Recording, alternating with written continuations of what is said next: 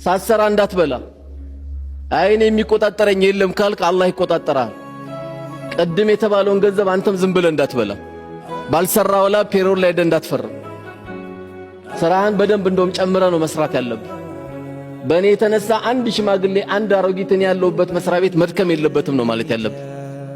የትኛውም ሰው ይሁን እያንዳንዱ ጎረቤቶቻችን ሰፈሮቻችን ያሉ ወንድሞቼና እህቶቼ አንድ እናት አካባቢ ላይ ስትخدማት ጡት ባታጠባህም አንተን በአይን ግን አሳድጋለች ልጄ ደህና ዋልክልኝ እያለች ነበር።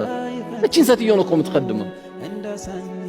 ቁጭ ብለን ወንበር ላይ ምንሽከረከር ከሆነ ምን አይነት ዲግሪ ነው ያስከው? ምን አይነት ማስተር ነው ያስከው?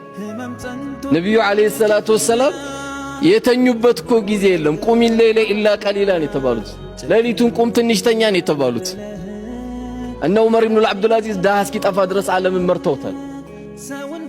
አንበሳና በግ አብረው እስኪኗኗሩ ድረስ መርተውታል።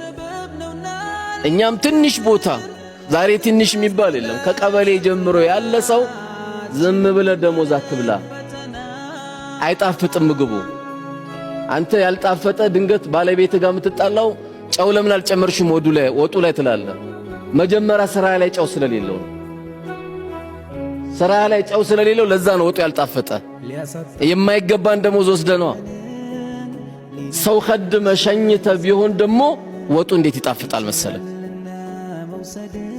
የሐላል ብር ሁሌም ጣፋጭ ነው።